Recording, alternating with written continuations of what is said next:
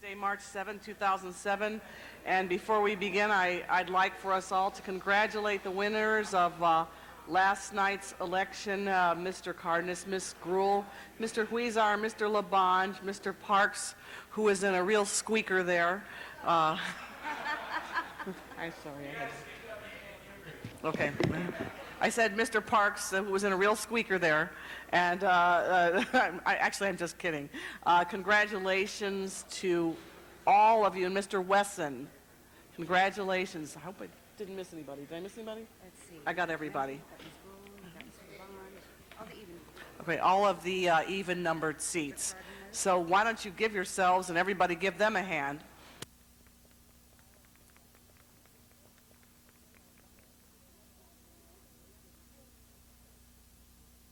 So council meets 3 times per week on Tuesdays, Wednesdays, and Fridays. All meetings are open to the public, and for those who cannot come to City Hall, meetings are televised via cable on Channel 35 or can be viewed by visiting our website. Madam Clerk, if we could call the meeting to order.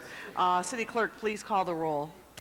Cardenas, Gruhl, Hahn, Huizar, Labange, Parks, Perry, Reyes, Rosendahl, Smith, Weiss, Wesson, Zine, Garcetti. 11 members present and a quorum, Madam President. Madam Clerk, before we go into the agenda, why don't we take public comment? All right. So let's open public comment, and our first speaker today will be Sylvia Lynn Hawkins. Sylvia Lynn Hawkins is our first speaker during public comment.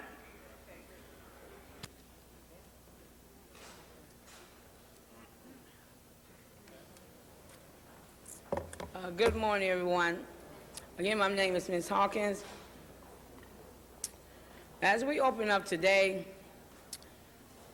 as we begin to build parking structures, street, avenue bumpers, to slow down cars that are moving too fast on streets, we must be aware of illegal bumpers, of iron tire colors under the bumpers that will cause flat tires as you move or as you drive by and not backwards.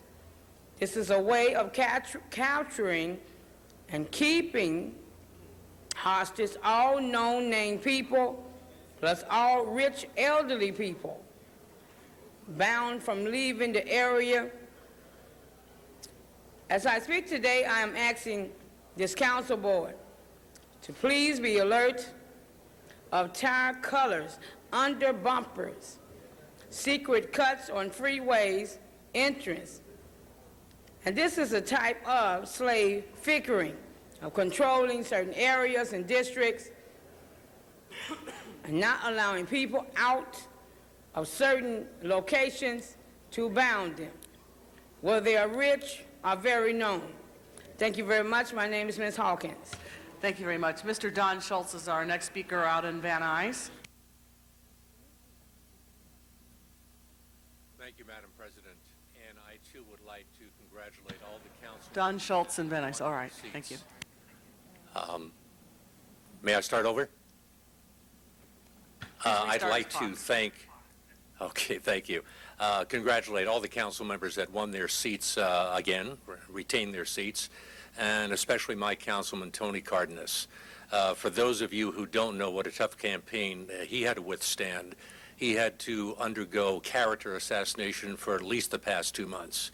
And he would not let that impact how he ran his campaign. And as someone who worked in his campaign, I saw it firsthand. We were not allowed to do anything that would even be questionable. And everything was above board. And I admire his character.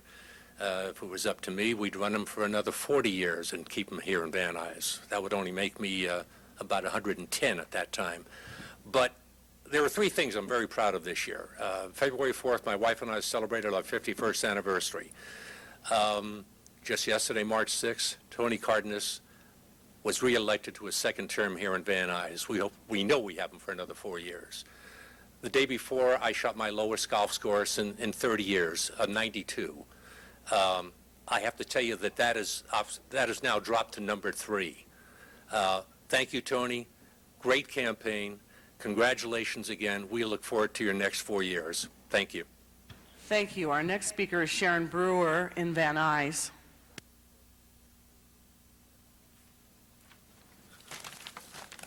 Hi, just a comment. Can you have a little more warning? I was like over on the side. Anyway, my name is Sharon Brewer. Tuesday, March 7th, CD6 update, April 1st, 2007 Persian New Year event, Lake Balboa entire basin, a little over 3 weeks away. March 6, 2007, email to Recreation and Parks asking for information about what exactly please be specific, does Lake Balboa entire basin mean? 2, what parts of Lake Balboa will be involved in the event? 3, will any parts of Lake Balboa be closed to the public, general public? If yes, why? Tuesday, March 6th, response from Rec and Parks. As I told you earlier, Persian Festival is still in an early phase. I will have more information later this week and maybe have a permit within 2 weeks. At that time, I'll be able to answer all your questions. Wednesday, March 7th, Rec and Parks email. As we know right now, Woodley Park, both areas 1 and 2, will not be affected by the Persian Festival. Also, Woodley Avenue will remain open. More to follow as the info becomes available. This event is a little over 3 weeks away, and I can't even find out how Lake Balboa Park is going to be affected by this event. For park concerns, Recreation and Park Board of Commissioners meeting today, March 7th, 5:30 p.m., Delano Rec Center, 15100 Irwin Street, located behind Costco on Sepulveda. San Fernando Valley Fair, the contract, the 12-3 contract stated that in lieu of a facility use fee, permittee will agree to build capital projects with a verifiable minimum value of $10,000. Such capital projects are to be construction on or near the fair site and shall be such projects as electrical, plumbing, lighting, or any other subject to the prior approval of the department. Also, please check out the Daily News editorial today. Thank you. Thank you very much. Mr. Candido Moraz.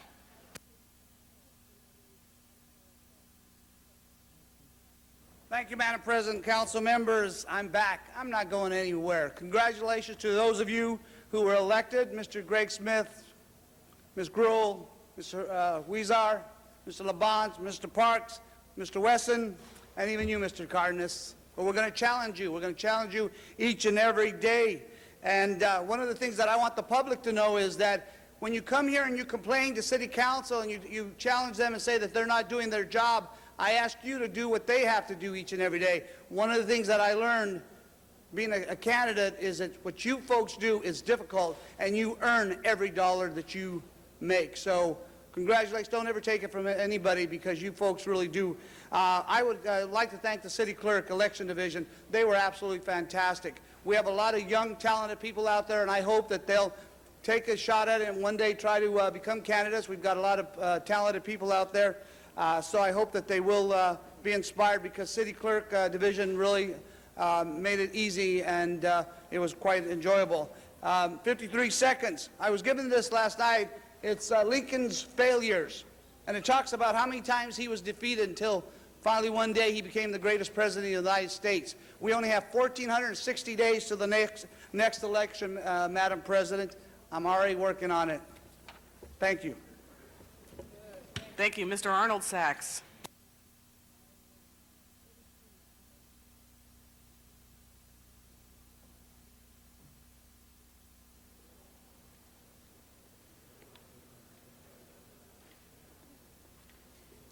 Good morning, council members.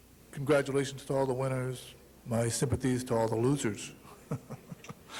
I'd like to make a few public comments. One, regarding the LA Marathon and efforts to clean up the temporary signage that's been posted all around the city regarding the routes for the MTA. You go to any bus stop, they're still posted. It's 3 days. I know that may not be seem like a long time, but somebody should be out there cleaning it up anyway. And number two, I'd like to ask for a resolution regarding congratulating the city attorney on and the city council for their efforts with the living wage law around LAX, that they managed to baffle the public by their actions by introducing an ordinance and then repealing the ordinance which was in violation, then reintroducing the same ordinance, which is in violation of the state laws of California that require a one-year wait. So they're looking good while the state's saying they're looking bad. Thank you very much. Thank you very much. That will close public comment. Madam Clerk, first item of business. Approval of the minutes. Councilmember Gruel moves, Mr. Parks seconds. Next order of business. Commendatory resolutions for approval. Councilmember Rosendahl moves, Councilmember Hahn seconds. Let's run through the public agenda, please. On the regular agenda, items noticed for public hearings, items 1 through 6 are street lighting district ordinances. Council members, any specials? Seeing none, without objection, move to approve. Open the roll. Close the roll. Tabulate the vote. 12 eyes. Next order of business. Item number 7 is also a public hearing item, and the applicant consents to a continuance to March 28th. Without objection, move to approve. Next items on Open the the roll. agenda are items for which public hearings have been held, items 8 through 32. Colleagues, any specials? Mr. Rosendahl. Item 24. All right, item 24 will be called special. Item 10, please. Colleagues, any other specials? And, excuse me, Madam President, just for council's information, reports have been submitted on 18, 19, 20, 22, and 23, and distributed to the council members. Okay, all right, that's fine. Mr. Reyes, did you call something special? Yes, they got it. Item number 10, please. Thank Okay, you. item number 10 is called special also. All right, any other specials? 19.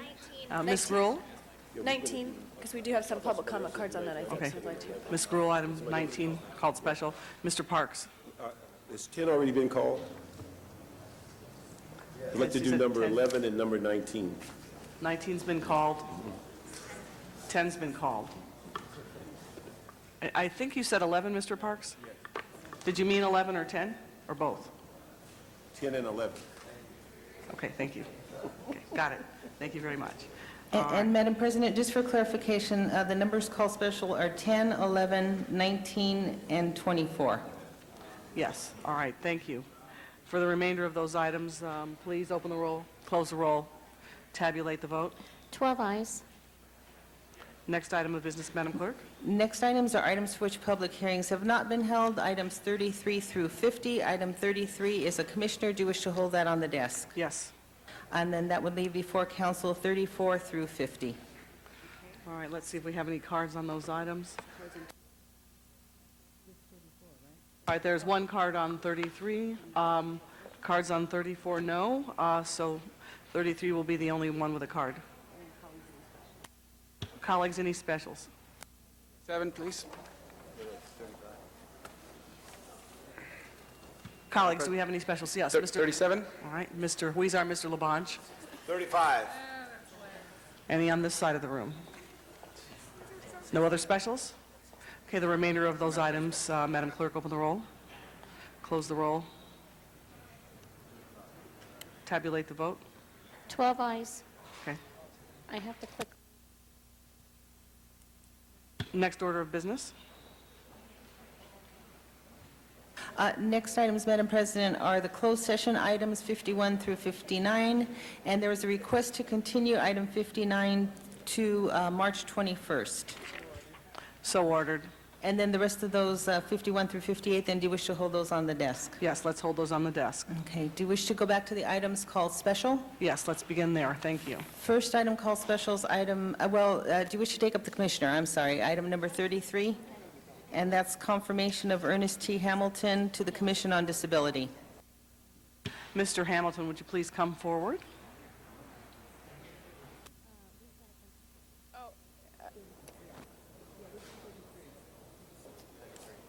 Is Mr. Okay, Ham, you know, I'll push my button. Ms. Hahn? Yeah, Ernie Hamilton is not able to be here this morning, but I think we should go ahead with this. Ernie actually is in the hospital right now, but Ernie has been my friend. We went to high school together at Lutheran High School in the 60s, and Ernie was a star basketball player, football player, sports editor of our newspaper, all around, ran track. And then Ernie served in Vietnam, and it was after that that he actually became paralyzed in 1978. He was just a young man, and he's actually he's a quadriplegic and has devoted his life since then to really servicing people with disabilities. He served as an LA County Commissioner for the Commission on Disabilities. In 1991, he founded the Personal Care Technology, where he teaches skills to people with disabilities. He's written a play called There's Help in Gimp City that some people have gone and seen, which really challenges audience members to kind of evaluate our own perceptions of people with disabilities. And again, he can't be here today because he was just admitted to the hospital a couple days ago, I think, with pneumonia.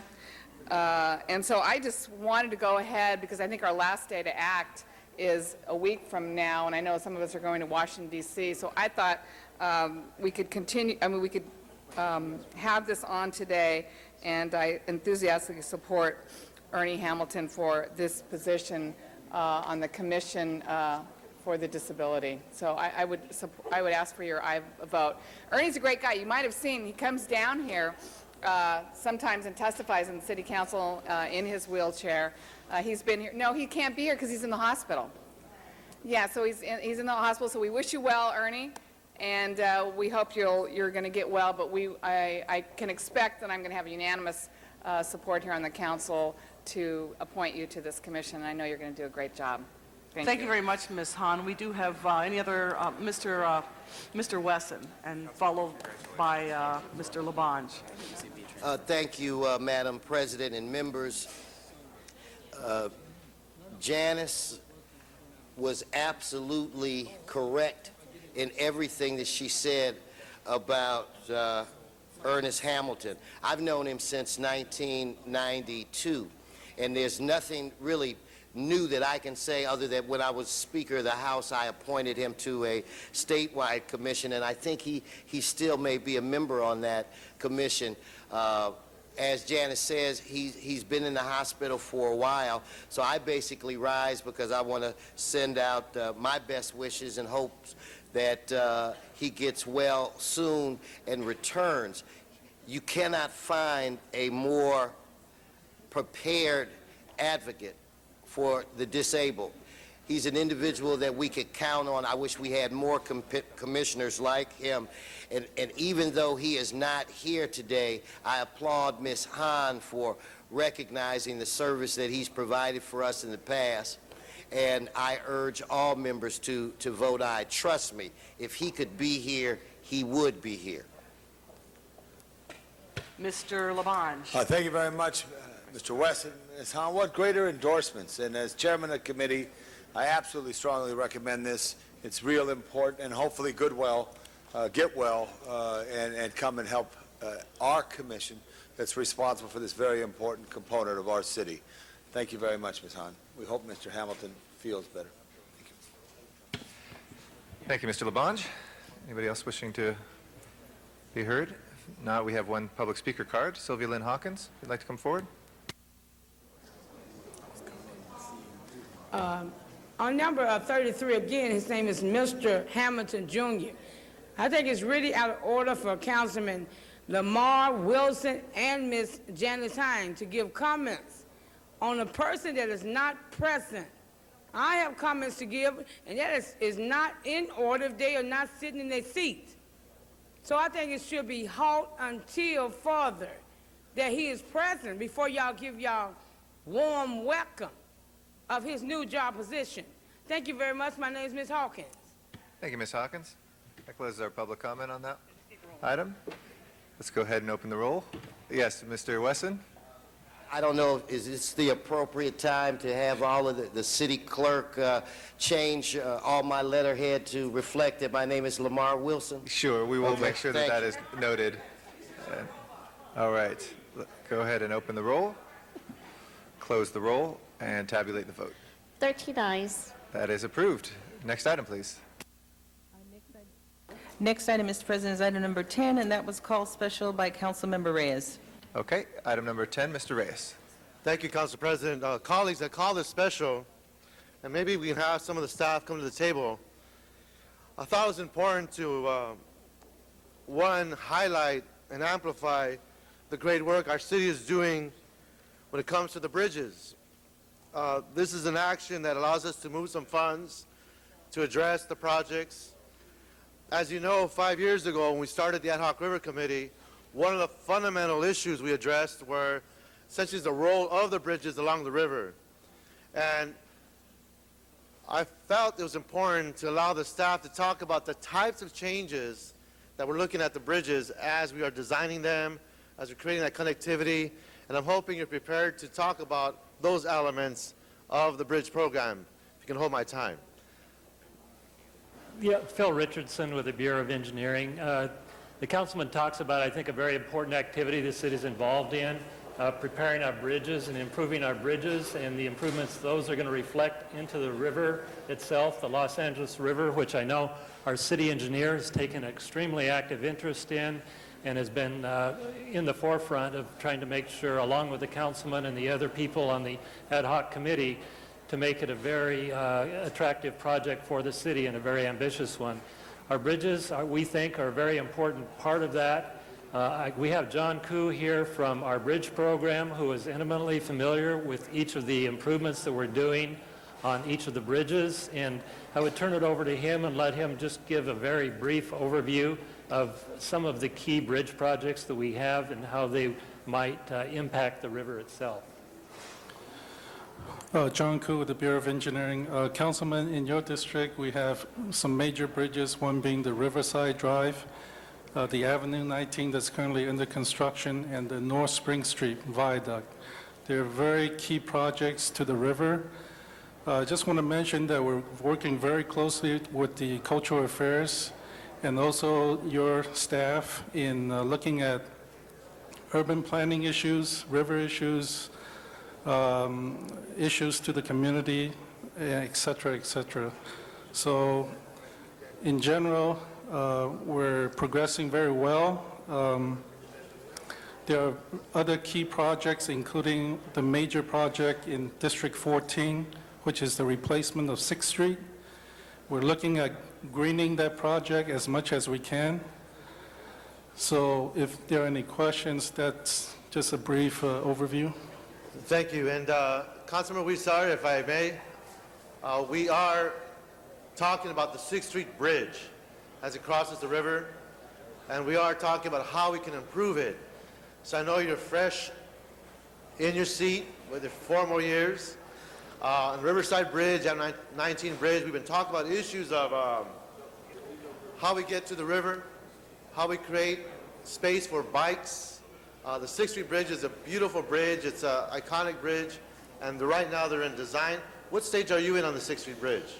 We finished a preliminary design. We're beginning our PS&E plan specifications and estimate phase. So just to put it in context, colleagues, and I only ask, highlight this, Councilman Stark, because that's right in your district, connecting with Councilman Perry's. But the fact is, we have an opportunity to bring together the folks and talk about how we make this even a greater presence, create relief from our traffic, allow for a different use that allows us to highlight the architecture, which is beautiful if we can light it up. I don't know if that's in our budget or not, but if we can highlight our bridges in the evenings with solar-type lighting fixtures so that we don't have to drain our electrical power, but actually highlight these bridges, it'll be points of interest for tourists. It'll be places that our neighborhoods can look upon and say, this is how great our city is. And it is about creating that connection to our communities and actually celebrating our riverway if we know how to get to it in a safe manner with flood control issues as a priority. So I want to thank you for your hard work. I say this all the time, you guys are the unsung heroes. You're right there making it happen. And most folks don't realize it's done until it's actually completed. But during the process, it's important to have that input. So again, I appreciate your hard work, and that's the reason why I call it special, so that everyone that's listening to this discussion understands what's happening to our bridges in the city. Thank you so much. Thank you. Mr. Labange. Hey, thank you so much. Thank you, Mr. Reyes, for that. As you know, it was in the 20s they had the City Beautiful movement that brought us all those bridges. And then in the late 80s, when we started to do this thing, and Clark Robbins, Merrill Butler, the deputy city engineer in the 20s, Clark Robbins, deputy city engineer in the 90s, kind of got this down. You're the deputy engineer? You should be oh, Phil, okay. Phil, you sit over there, remember, Phil? When the city engineer used to be here. It's so important, that City Beautiful movement, and as Mr. Reyes said, as it relates to the river. I just want to ask, how many bridges are we talking about? Roughly 80 bridges. 80 bridges, including the Barham Bridge? No, does not include the Barham. Well, why not the Barham Bridge? That's owned by Caltrans, and Yeah, but you're responsible for the bridge. That's They tell correct. me you're responsible. Yes, we are aggressively going after the funding through the MTA. Right. So as funding becomes available, that is one of the bridges we would like How to... about the Mulholland Bridge? The Mulholland Bridge as well. And how about the Pilgrimage Bridge? I'm a bridge guy. I'm a bridge guy. I've been a supporter of yours. Why'd you miss those bridges? We got to add those bridges, correct? Yes, we will. So add them, because it's in the old system. Those are as old as all the other ones.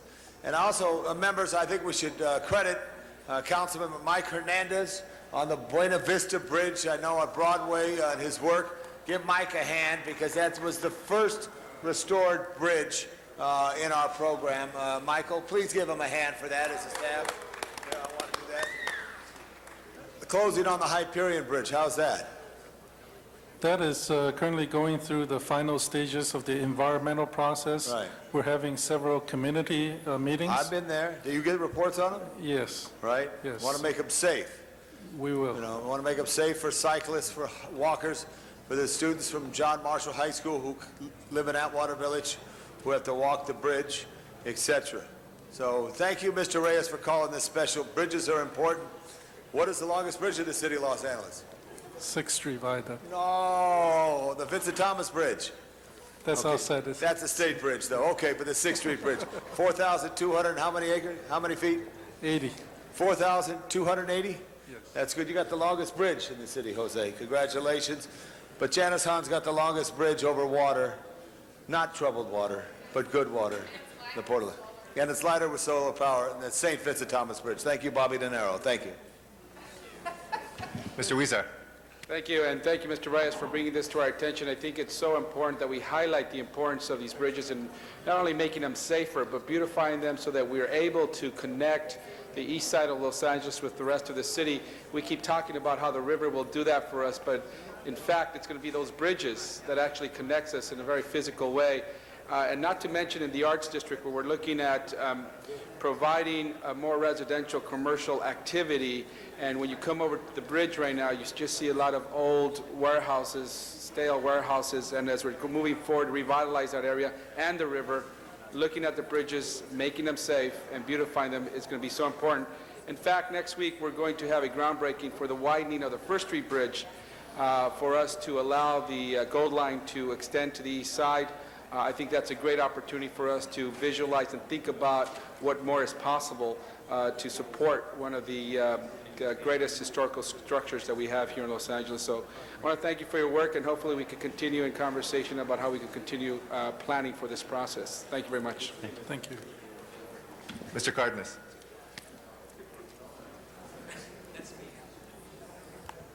Thank you very much. Are we talking about a process that includes MICLA funds, bond financing?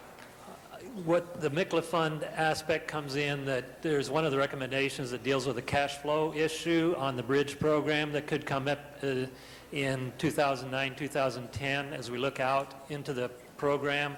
And it's possible that MICLA could be used, or it's possible that the Public Works Trust Fund could be used to take care of that cash flow need. And that's where MICLA comes in as a possible remedy to the cash flow problem. Okay, but it's my understanding that the comment was made on this item that there was no impact to the general fund. Anytime we do MICLA, that it automatically, be it small dollars or large dollars over time, there is an impact to the general fund because that's where the MICLA funds come from, correct? I believe so, yeah. Okay. Could we have somebody from the CLA's office come up, please? I'm sorry, Natalie. CAO.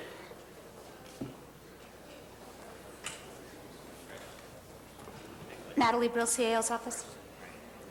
If MICLA CP is used, the interest, I believe, would be paid for from the general fund. Okay. So if they borrow money for cash flow, let's say for a year, there would be interest paid, and the interest, I am assuming, would have to come from the general fund, because I'm not sure the bond program would allow interest to be as a source of funds. So there would be a small impact on the general fund. It depends how much they borrow. But nonetheless, if you did exercise that opportunity to use MICLA, then it would have an impact on the general fund. Yes, it would. Did you include in your report any of the figures on the possibilities based on X amount, the range of impact to the general fund would be? We did not. Okay. The reason why I want to point that out is because I think it's important that we're reminded every time we engage in a process, be it complicated or we have some reserve opportunities or things that may occur. I think it's important for us to understand, even though the possibility is slight, the fact that it's an option that we may exercise, we need to understand that, because we need to always be reminded of especially the general fund. General fund has not been as robust as we'd like it to be as a municipality in recent years, and it's always a struggle through the budget process to find that last few $100,000, et cetera. So these kinds of impacts, I think, are critical for us to keep in mind as we're making our policy. So I just wanted to make sure that I did understand it, and I did understand that, as you explained, should we use MICLA funds, then there would be an impact. But as you explained, it sounds like that is a possibility, not an immediate possibility. No. And from our perspective, the first priority on the loan would be the Public Works Trust Fund, if money were available there, and MICLA would be the second priority for the cash flow. So that's my understanding of how it would be approached. And as of right now, the MICLA, using MICLA funds is not as likely as using the trust fund. From my perspective, that's correct. Okay. Yes, and we're going to be... that's what I'm asking your opinion. Obviously, it's fluid in the sense that you're speculating, and it's not as factual as, bricks and mortar is. I mean, okay. Thank you very much. Thank you, Natalie. Thank you, Mr. Cardenas. That's our last speaker on the queue. Please prepare the roll and tabulate the vote. 13 ayes. Thank you. That is approved. Yes, Mr. Labange. 35, the CAO report. I got my answers. Is it okay if I tell you I got my answers and I want to unspecial a special? Okay. We will go ahead and vote on 35. If there's no objection, we'll take that out of order, and there's nobody on the queue. Okay. We're going to click through all of them because there's A through double M, so we'll have a moment to pause. And after that, colleagues will run through the special meeting agenda to dispense with any consent items on that as well. We have a second special meeting agenda, but that is due to start after 1:45, and if we're not in session still, we won't be able to get to that today. Okay. We've got those items, so please tabulate the vote. 13 ayes. Those are approved. Thank you very much, Mr. Labange. If we can recess the regular meeting, and please call the roll for the special meeting. Cardenas, Gruel, Han, Weezer, Labange, Parks, Perry, Reyes, Rosendahl, Smith, Weiss, and Zine, Garcetti. 13 members present and a quorum, Mr. President. Okay, first order of business. First item, Mr. President, is HCED and Budget and Finance Reports. Budget and Finance Report has been submitted, and it concurs with the HCED, and public hearing has been held. Okay. Anybody wishing to call number 60 special? If not, let's go ahead and open the roll, close the roll. Mr. Weezer, this was number 60. Did you want to call it special, or are you okay just voting? Special, please. You do want to call it special? Yes. Okay. Let's call, I'm sorry, let's hold that, number 60. Next item, please. Next item is item 61, A through D, and that's item for which public hearing has not been held. Okay, anybody wishing to be heard on 61? Let's open and close the public hearing, and open the roll, close the roll, and tabulate the vote. 13 ayes. That is approved. If we can... yeah, why don't we take 60 up right now? Mr. Weezer, we're going to take 60 up right now, if that's all right? Sure, that's great. Okay. All Thank right. you. Go ahead. Thank you very much, Mr. President. I just wanted to bring this to the attention of the council and the public about the work this council and the city is doing to bring services closer to the east side. This will allow us to purchase a property in Boyle Heights that would allow us to begin the creation of a mini civic center on the corner of First and Chicago. Right across the street from this building, we're actually building a new police station that will open up in 2008. Caddy corner, we just opened up a pocket park that's allowing more green space and open space in a highly densely populated area. And the other side of the street, we see a library that we're currently looking for funding to refurbish. So this location on First and Chicago in the next few years will provide a mini civic center for the people in East Los Angeles and Boyle Heights to enjoy services of the city closer to their home and enjoy some of the services that currently from nonprofits that will be supported there, such as the Roybal Youth and Family Center, the El Centro de Ayuda, who provides support for our young people. Girls Today, Women Tomorrow will also be housed there. And I want to thank in particular the members of the Budget and Finance Committee and the Chairman, Mr. Parks, for their support. We went through these items a few times, and actually we came up with some very good questions to ensure that the city is not at risk as we purchase a building that in fact was built in the 1920s and is aesthetically and architecturally beautiful, but may pose some challenges in terms of when we refurbish it to today's needs. So thank you to the committee, and thank all of you for bringing city services closer to Boyle Heights. This is a very exciting project that many people in Boyle Heights are eagerly and anxious for it to happen. Thank you so much.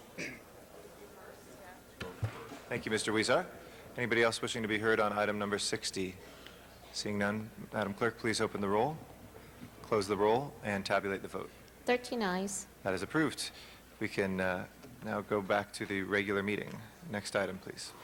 Next item, Mr. President, is item number 11, and that was called special by Councilmember Park. Okay. Oh, Mr. Reyes for... Sure. 20 forthwith, please. Yes. If there's no objection, we'll send...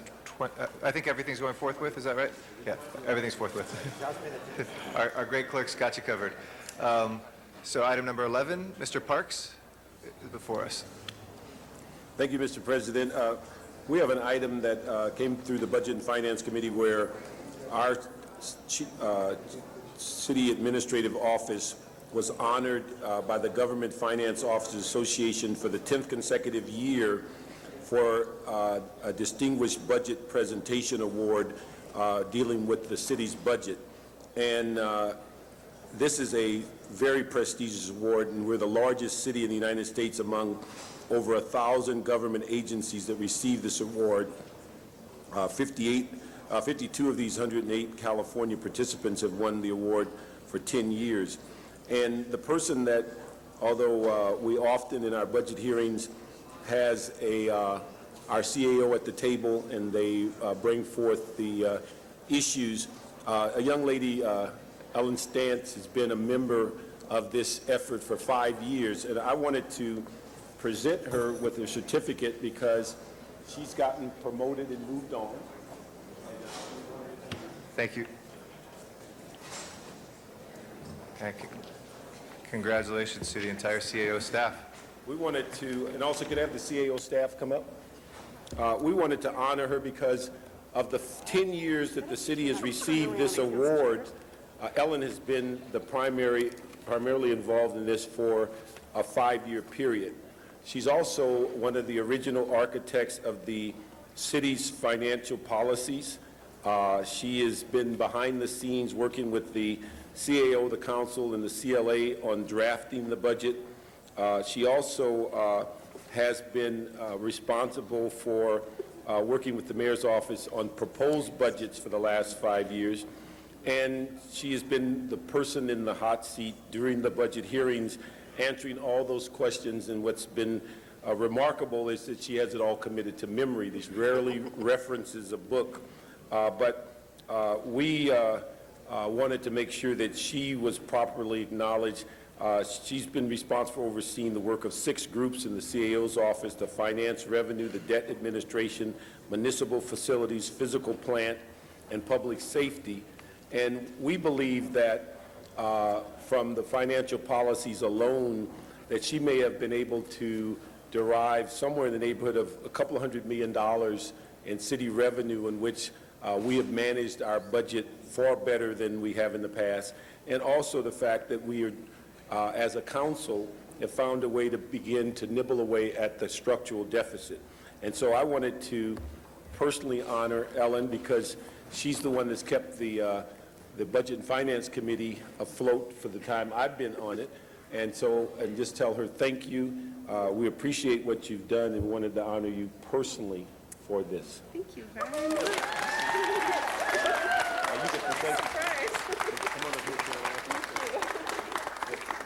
Let Karen say something, and we have Ellen.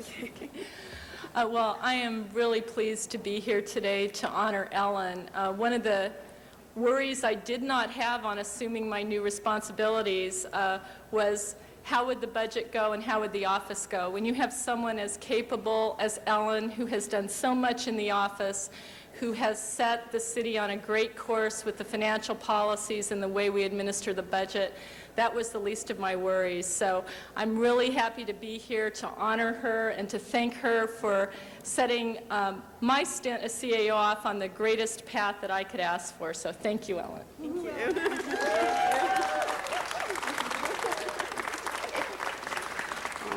I would just like to say thank you very much. This was a surprise.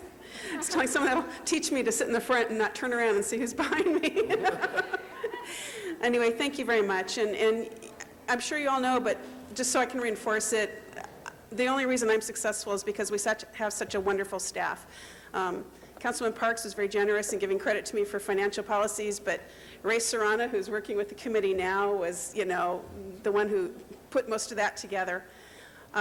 The other thing is, I know when you were talking to Karen yesterday, you were talking about some of your concerns, and I want to let you know that in my new role, I'm working on capital projects and technology projects, and we are going to try to take the same approach where we have citywide policies that we try to do a good job, a thorough job, we ask all the right questions, and have policies for your council to adopt to be sure that we've vetted all these projects and done all of our homework. So that's the task to come.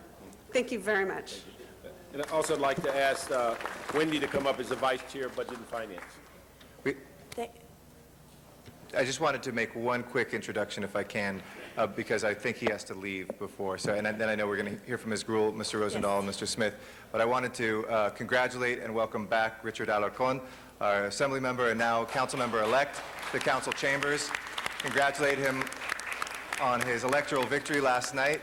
And welcome back. We're looking forward to having you here around the horseshoe and making us whole again. So congratulations. Yes, and Mr. Cardenas? Mr. President, I just wanted to let Assemblymember Alarcon know that when the ballots are official and the city clerk makes it official, and when you take this seat, the first seat on the council, I will not fight you on it. I will not give you a hard time. Not that that's ever happened in these chambers, but I'll let you know. I'll be glad to move over. Welcome to the City Council. Thank you very much, Mr. Cardenas, and thank you again. Congratulations, Mr. Alarcon. And my apologies to Ellen and to Mr. Parks. Ms. Gruhl. Welcome, Mr. Alarcon. Again, we had the pleasure of working together when we were very, very young in the mayor's office, so it'll be great to have him back here in the City Council chambers. I just wanted to add with Bernard in congratulating an extraordinary CAO office that has, I think, demonstrated that in Los Angeles we have never had any of the crises, none of the problems that you've seen in some of these other cities, because we've had a CAO's office that has always been there standing up to make sure that we're conservative on a lot, and I know that Mr. Parks talks about that quite a bit, and make sure that we are conservative in the actions we take on our budget. But most importantly, this CAO's office is fiscally responsible. The budget priorities, the budget policy that we have, and following that, I think, and reminding us when we might be straying in the wrong direction to bring us back. And so I think it's great to be able to acknowledge them, not only that we think they're great, but other people do as well. So thank you, and thank you to Mr. Parks, who's our fearless leader and budget chair. Thank you, Mr. Rosendahl. We have Mr. There's several of us who wanted to make a comment. Basically, what we're saying is you've been the glue holding together a good part of the operation.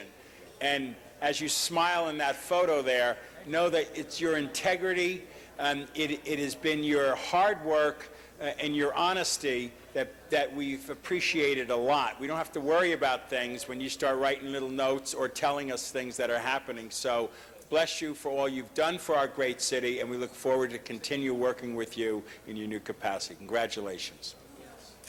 Mr. Smith. I just want to echo what my colleagues have said. And, you know, as we worked on the committee, all of us have worked on this committee, which is a very, very time-consuming and onerous committee. Ellen's the one person that we could always turn to. She had an answer for us every single time. We always saw the work got done. We always felt that we had a go-to person always there and that we could count on it, and the answer was always going to be the right answer. And everything worked smoothly except those projects. We still haven't seen those. But other than summer projects, everything was really cool, Ellen. We're really sorry to see you go, but we know we have a very talented staff, the CAO, to pick up the ball with you and continue working that committee. But it's been a pleasure working with you all those years, and I knew always when I went to you I could count on the answer to being the right one. So thank you for your diligence and for just being there. Okay. Ellen?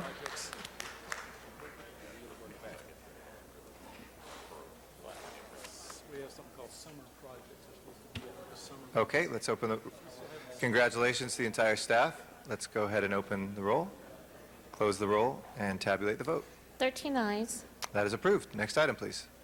Next item, Mr. President, is item number 19, and that was called special by Councilmember Gruhl, and there is an amending motion that has been distributed to the council members. Okay, Ms. Gruhl, number 19.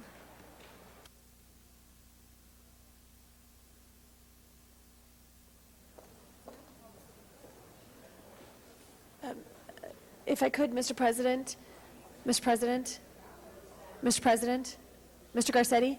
Yes. Could we, I know we have some public comment cards. Could we take public comment first, please? Sure. Do we have a public hearing on this? Is this Yes, okay, there so has this is been. to reopen? Yes. Okay, there's no objection to reopening public comment on this. We have three cards, and Yvonne Maria Jimenez is our first speaker.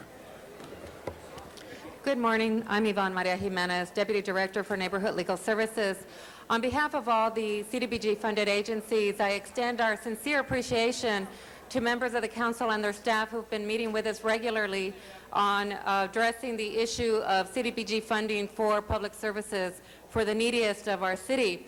In particular, we extend a sincere appreciation to the HCED committee, Chairman Herb Wesson in particular, for the amendment presented yesterday and for the quality time that has been spent with the agencies in trying to solve the funding situation for these nonprofits. I would encourage and promote the idea that if we can please try to find a solution to the situation by the end of the month. Our contracts do end at the end of the month. It would avert crisis for those agencies that don't have the budgets to continue beyond then and wait longer. But our sincere appreciation to all the members of the council who've been meeting with us and for your support of our agencies and the neediest of our city. Thank you. Mitch Kamen is our next speaker. Thank you. Good morning. I'm Mitch Kamen. I'm President and CEO of BetSedec, the House of Justice, and we've been working closely with Neighborhood Legal Services and the more than 50 other nonprofit agencies who were faced with losing this critical funding. The loss of this funding would have been tragic to our tens of thousands of low-income clients who are kids and seniors and families. So I just want to echo Yvonne's gratitude to the HCED committee, to Chairman Wesson.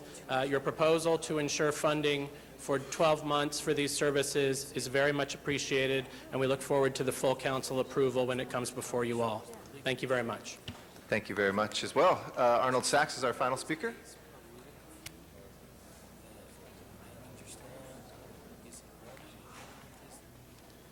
Good morning again, Council.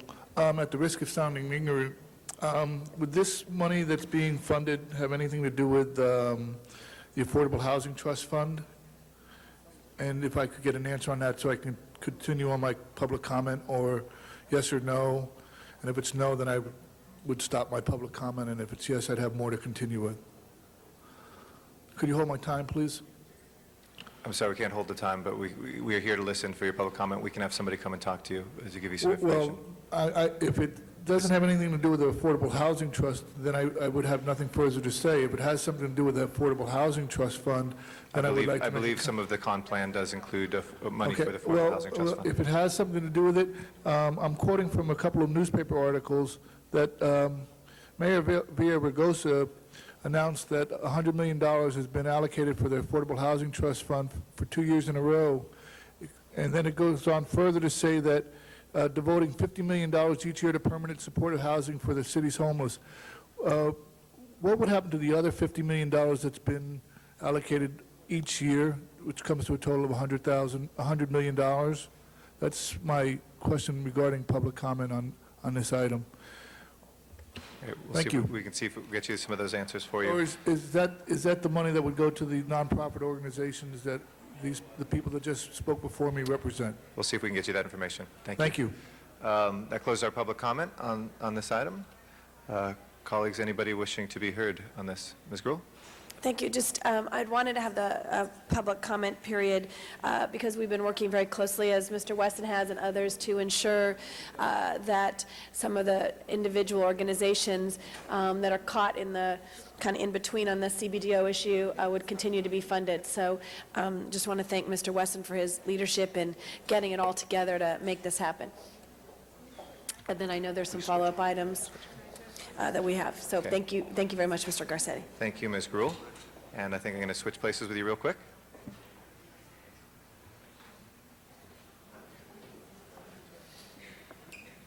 Mr. Garcetti. Thank you.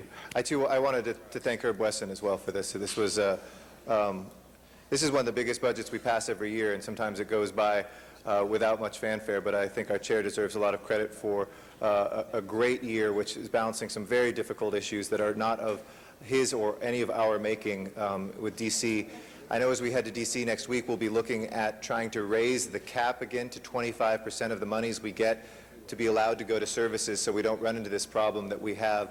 But the mayor's office and Mr. Weston's office has been working heroically to try to redefine what our community-based development organizations look like so that we can make sure funding continues for some of these lifeline programs that are really the difference between poverty, the difference between services, the difference between community beautification and strengthening or not. And I also want to thank Mr. Weston. He continued in this year's consolidated plan our commitment to the Affordable Housing Trust Fund. I can answer the question now that I'm speaking that was asked earlier. $50 million is for supportive housing. We passed on item 20, the largest round ever of affordable housing projects in the city of Los Angeles, which included those which are supportive housing, which is for formerly homeless individuals. The other money goes to other affordable housing for low-income individuals who are not homeless but low income. And that historic pledge to put in there as part of this consolidated plan is due to large part to our chair, to the great work of the committee, CDD, CLA, and CAO. So congratulations, Mr. Weston, on another great consolidated plan. Thank you. Mr. Cardenas. Thank you very much. I just wanted to also congratulate Chairman Wesson for all the hard and easy work it is to do a con plan, right, Mr. Wesson? No, actually, this is probably one of the most convoluted, difficult aspects of any municipal community like ours would have to deal with, because we have such a range of services that are critical to the city that actually are involved in this plan. But one thing that's critical is making sure that we move forward methodically and responsibly. And in this plan, I just wanted to point out that with the controller, Laura Chick, and also the city council, and with the mayor's support, what we're going to be doing in this plan is hopefully having enough resources in the figure of about $500,000 all told, with the comp plan resources and also other resources, to finally evaluate all of the programs that we have for our youth in the city of Los Angeles that have to do with intervention and prevention. And this is an opportunity where we can provide better resources, continue to be efficient and even more efficient, and take an honest look at ourselves and see if in fact we're hitting the mark with this such very critical issue about what are going on with our youth in the city of Los Angeles and what can we do to do a better job. And also with that evaluation, I think it's going to give us the platform for us to go to the state and the federal government and to prove to them that we need their support, as we always do, and we're going to need their resources. Once again, thank you very much, Chairman Wesson, and to the colleagues on the committee for all the hard work it took to get it this far, and I look forward to all the good work that's going to ensue from this passage of this plan. Mr. Parks. Thank you, Mr. President. I'd also like to thank Mr. Weston. Having sat on that committee, it's maybe one of the most difficult tasks, not only in dispersing the funds, but also looking in the eyes of people who believe they're eligible when they're not. And so it's been a long process.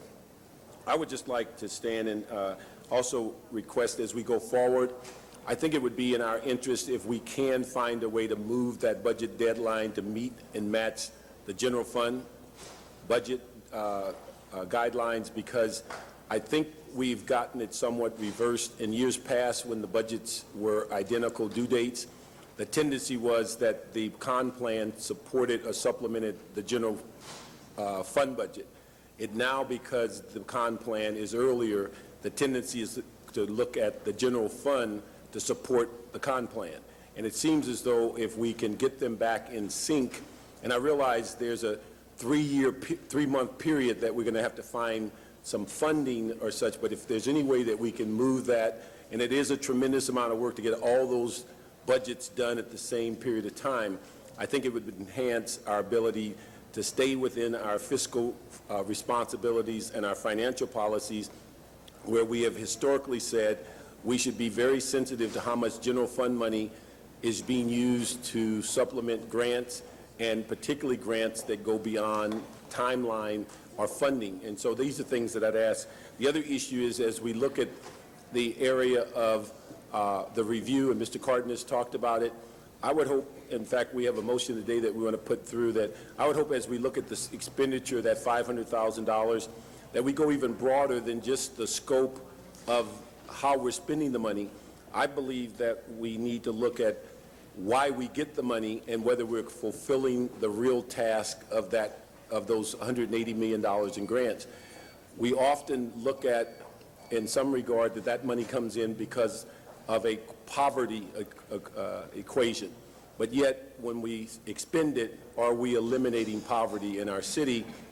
Are we funding a variety of programs that are needs but may not have an attachment to poverty?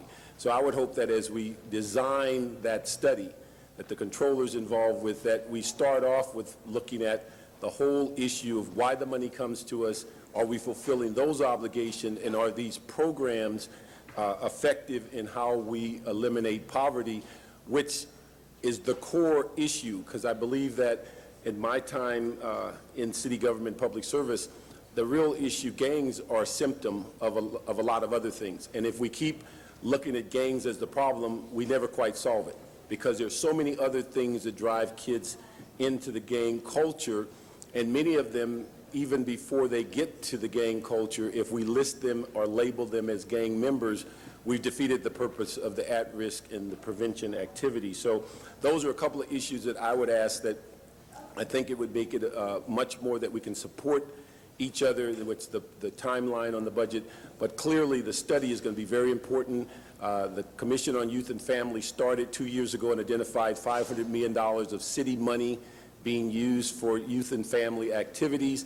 But we've never, the shortcoming of our programs have always been that we have relied on CDD to tell us whether people meet the due date, do the administrative paperwork get done properly, but we've never been able to determine whether the programs we fund are effective.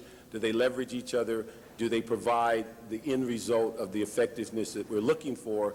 And then the larger issue, if we're taking the money, that $180 million each year for block grant money to resolve poverty, are we actually making a dent on poverty year after year so that we see some real changes in the city, which I believe at some point will show a reduction in the issue of crime, the reduction of gangs, and also maybe a higher literacy rate as we resolve the poverty issue. Thank you, Mr. Parks. And the Chair of the Housing, Community, and Economic Development Committee, sorry, Farrow, Mr. Wesson. You did say Pharaoh. I corrected myself. See, the other people are chairmen. I'm the Pharaoh of my committee. Now, Mr. Parks, of course, we would like to see if there's a way for them to go on the same schedule, and we're looking into the feasibility of doing that. But the only, or the main reason why I rise today, I appreciate the other members, saying that I did a good job, but let me say really and truly who did the job. I want to thank representatives from the mayor's office, the city attorney's office, the great work of our CAO, CLA, the staff members from the other members of the committee, and of course I want to thank my staff guy, Andrew Westhall, who I think did a phenomenal job.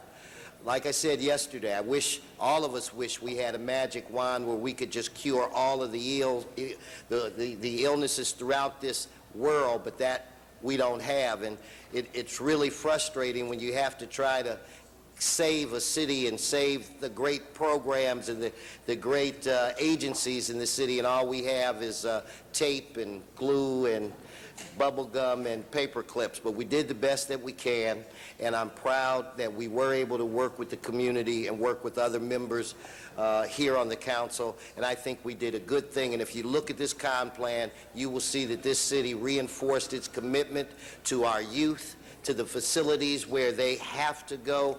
We are a commitment to the FDNs and all of the other agencies that help us, and also a commitment to the homeless community. We have a responsibility as elected officials to take care of those who can't take care of themselves. So I'm proud of what we did. Like my dad would say, we did the best we could with what we had. So thank you, and I ask for an aye vote. Thank you, Mr. Wesson. Mr. Reyes. Thank you, Council President. I want to rise and thank our chairperson of committee for the work he's done, his staff, and the coordination that occurs before we get to this point. But I rise to essentially talk about why we're here. When you look at the cutbacks that have been occurring at the federal level, they've been in the millions in the past 6 years. At one point, they took about 33 million. We were at 18 million, and these are monies, real monies, that essentially forces us to say to a child care center, we no longer can provide the monies for your salary, for your service, for your program. We are in a position where we need to say that to a whole range of services. Meals for seniors. We're talking about real support systems that makes a difference for people who are at that point where they have to decide, do I pay my rent or do I eat? Now, when you look at half of the city that's living at or below poverty, when 2/3 of the population are renters, these are very real impacts.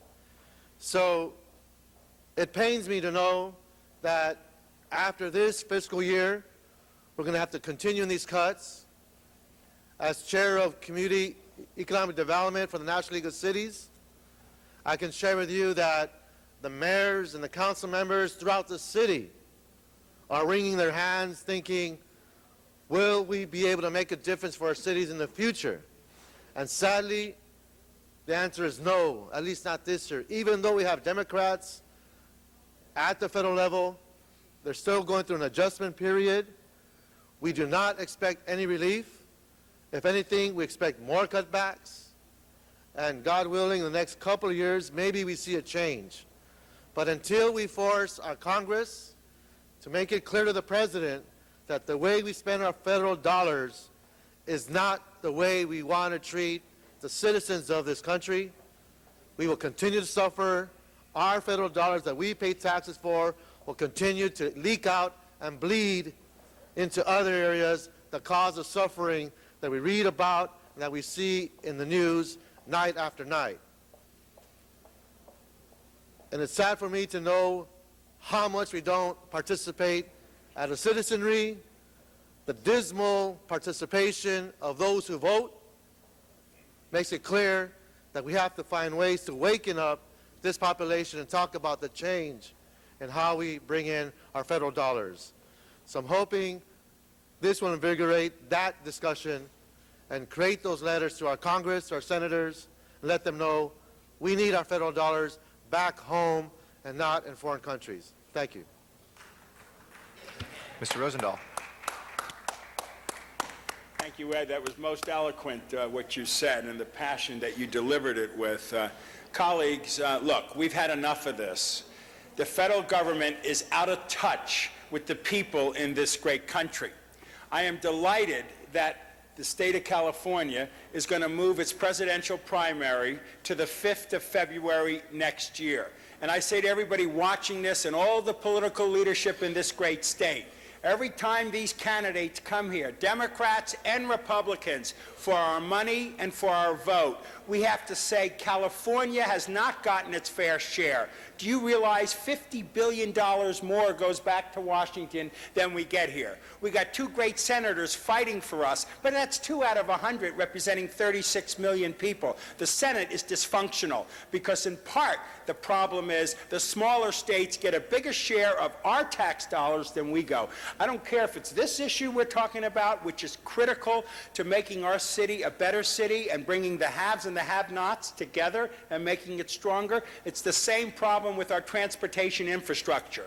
Sure, we get a few billion out of a piece of legislation we approve the people from Sacramento, but Washington has to come to the plate. So I say to everybody watching this, when these candidates come before you, say to them, what are you going to do for California? What are you going to do for Southern California? We've had enough of this. Do you know that Janice Hahn's port over there that she plays leadership on, 46% of the goods come through that place. It is the most robust port in America. Our infrastructures of 18 million of us in Southern California is the robust economy of our country. And if we don't take care of Southern California, we're not taking care of the nation. So anybody who wants to be our next president, they better commit to getting more federal dollars to all of our programs here in California. Thank you, Mr. President. Thank you, Mr. Rosendahl. And that finishes our speaker queue. So with that, let's please open the roll, close the roll, and tabulate the vote.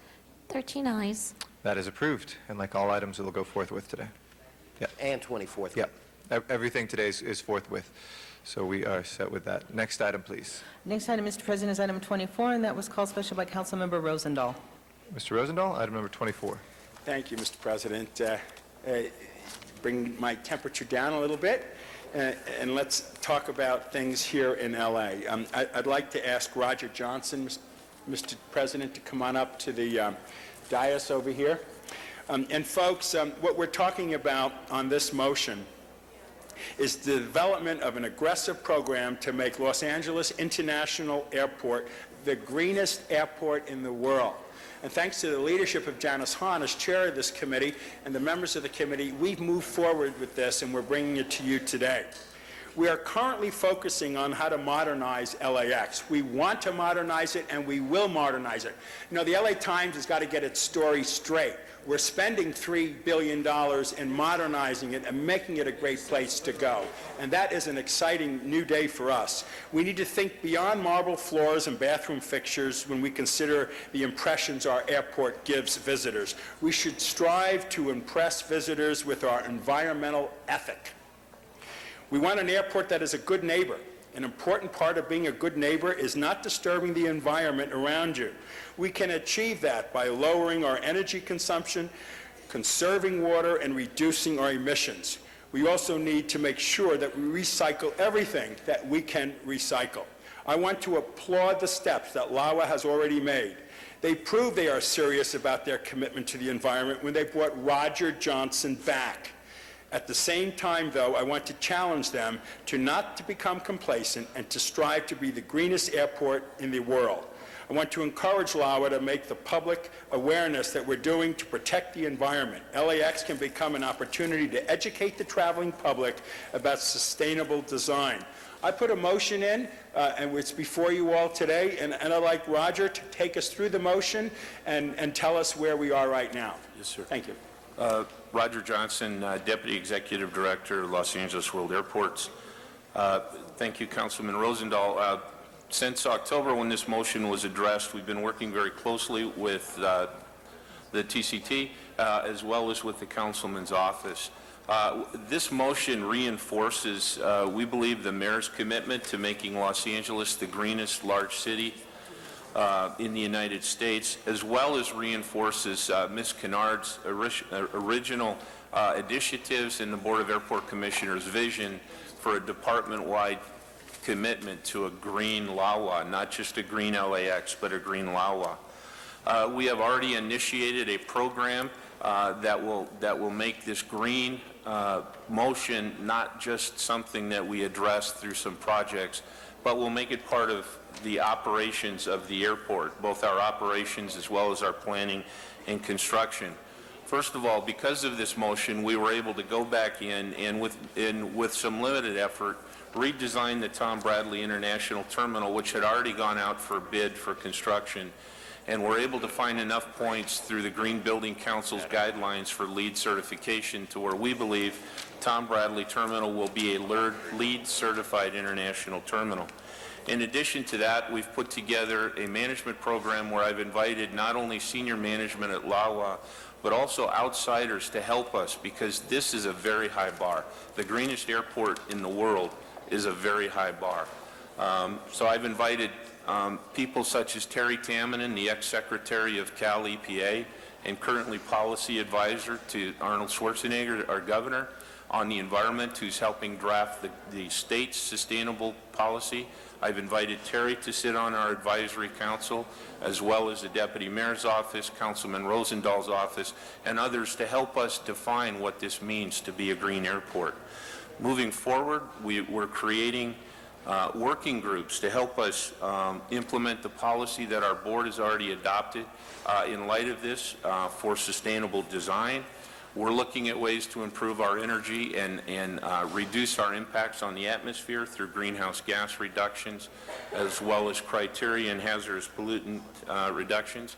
We're looking at creating an even more successful recycling program. We are looking at transportation impacts, including bringing the Green Line onto the airport. We've initiated that plan.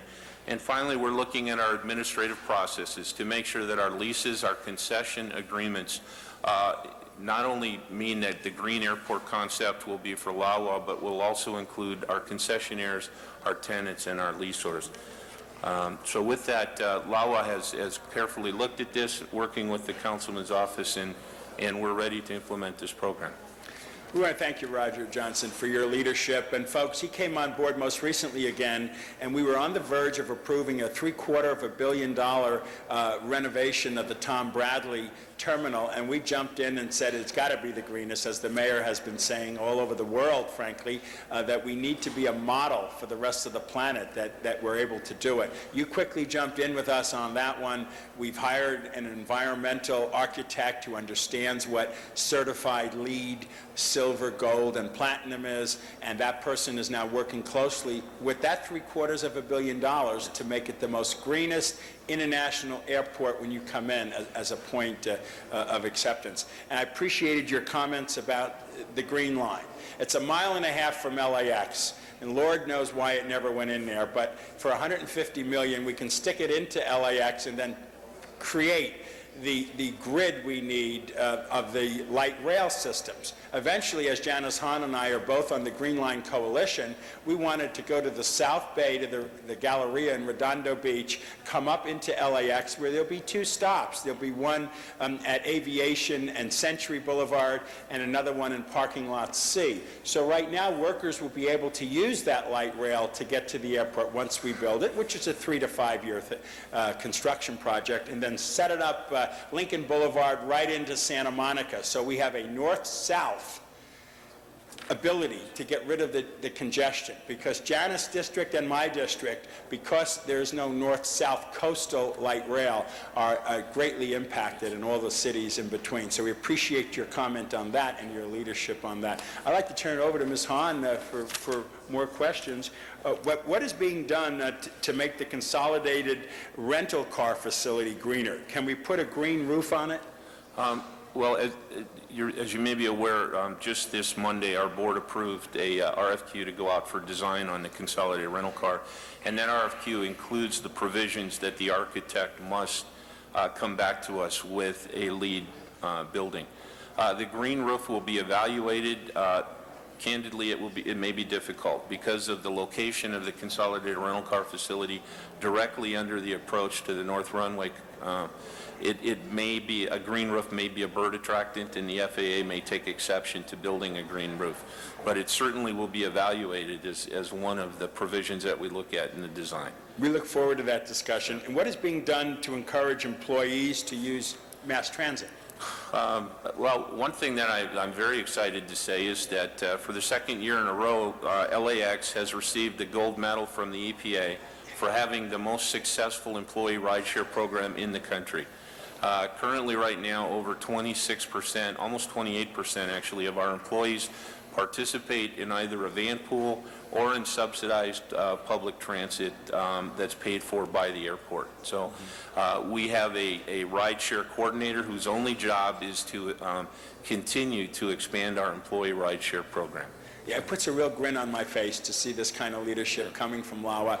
I want to thank the mayor for his leadership. He's truly a leader, and he believes in greening everything besides a million trees. He's committed to this infrastructure modernization at the airport and make it the greenest. And to the commission, Alan Rothenberg and the whole commission, who have shown that they are true visionaries and leaders by taking this initiative and moving forward with it. And colleagues, I look forward to your unanimous support of this. Thank you, Madam President.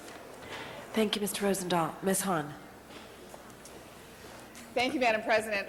Well, Bill, you're the one who's taken the lead on this, and I appreciate your remarks about me being chair of this committee, but you have really taken the lead on the opportunity that we have before us, which is huge, as we go forward finally modernizing this airport, and it's an opportunity for us to clearly be an environmental leader in the country, in the world, and this is our opportunity. Yes. Let me just ask you a couple things, just and in hopefully very lay terms for all of us. We're embarking on a $700 million modernization facelift of Tom Bradley Terminal. Tell us what green technologies specifically we will be able to see in that modernization. Hold my time, please. We do not have all of the design yet, but I can tell you that what we focused on is really energy efficiency. One of them is making sure that all of our energy uses, including lighting, use the most efficient technology that's available. We're looking at maximizing our daylighting to the extent practical so that we're not relying totally on artificial lighting. We are actually looking at the possible implementation of some photovoltaic panels that may be useful for actually generating electricity to be used in the building. We are working very closely with LADWP right now to increase our use of recycled water for the landscaping and to make sure that when we re-landscape that we're using California natives as opposed to exotic species that may require more water. So we're also looking at maximizing our use of recycled materials and minimizing the use of materials that would create any indoor air quality problems, for example. So, tell us about, now, of course, I wish that the backside of Tibbet are new gates. I wish that was a part of this $700 million modernization, but it's not. But I know that we're now pushing forward to build those gates on the backside of Tibbet, which is a green light project, which the community has actually signed off on. Tell us where we are in terms of current gates, electrifying them, and any future gates that we might build as a part of this modernization of LAX. Right now, when can we expect all gates to be electrified? actually, all gates are currently electrified. Good. The electrification process for the gates is to allow aircraft that come in to shut down their auxiliary power units, which generate air emissions, and to be able to plug into electric supply provided by the ironing. airport. The gate electrification has been completed, however, that's only half the process. The other thing that needs to be done is that we have to have preconditioned air available because we have to be able to provide air-conditioned air to the aircraft at the same time. And approximately 50% of our gates have been preconditioned, and we're working on providing preconditioned air for the rest of the gates. And So any new gates that we build will automatically be electrified. That's so that correct. that airplanes can cold iron. That's correct. Very similar to what we do at the port. We're hoping that within 5 years, all of the terminals at the port will be retrofitted so that ships can plug in, because they're Right. also a huge source of pollution to the LA Basin. Let me ask you about this rental car facility. And I know it's going to be a green facility. One of the issues I brought up on the committee was, besides it being a green facility that we build, where are we in terms of really incentivizing the different car rental companies to include a large amount of alternative fuel or hybrid cars to rent to tourists who come? Because I think that would be another way we could be a huge model to the rest of the country, that all those millions of passengers that come in here on an annual basis and want to rent a car, wouldn't it be great if we could encourage the rental of cars that would not add to the pollution while they're in Los Angeles?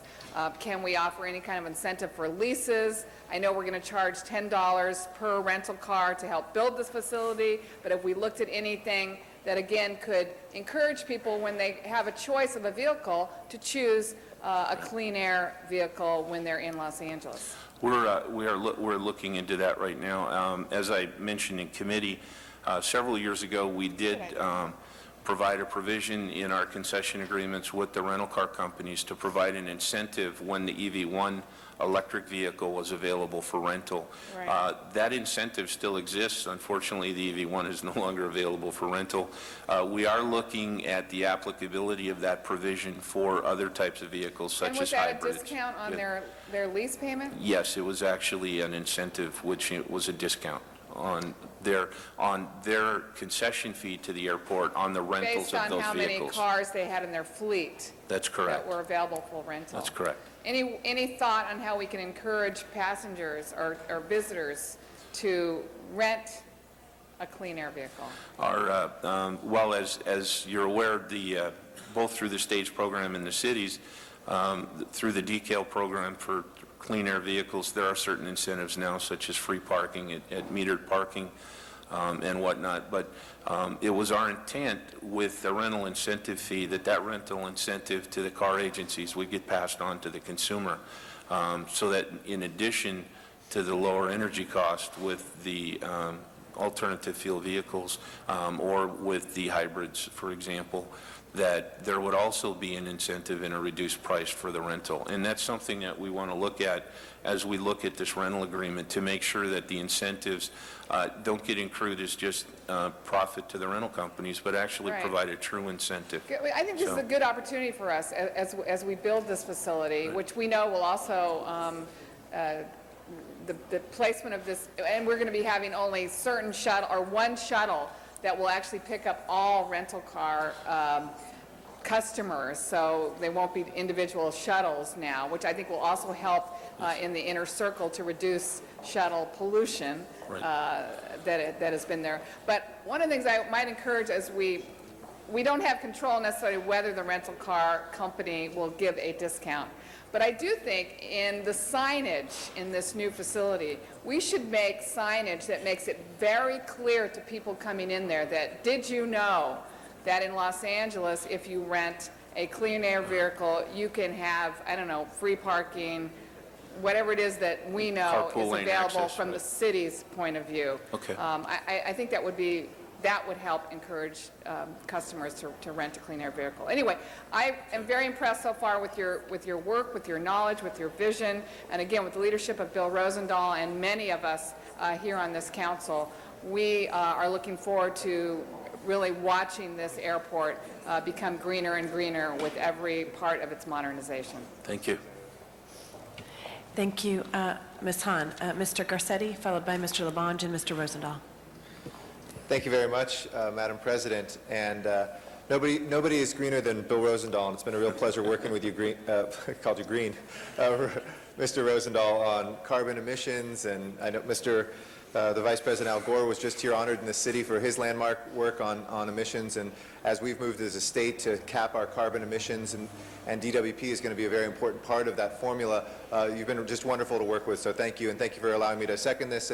And before you got here, too, the old airport plan, one of the things I asked is, could we be LEED certified? And at the time, there was no LEED certification for airports, but this is the kind of thing that we're going to be able to develop, and it will be a model for, I think, airports around the country. And we saw certain airports like Boston take elements of the LEED standard and implement them. But I think LA, with your leadership as well, is going to really be the most cutting edge. And Janice Hahn has just been an extraordinary leader as well on this committee, and as demonstrated on another matter by her leadership on the Airbus stuff. She's really been able to take the bull by the horns, and I appreciated her comments as well.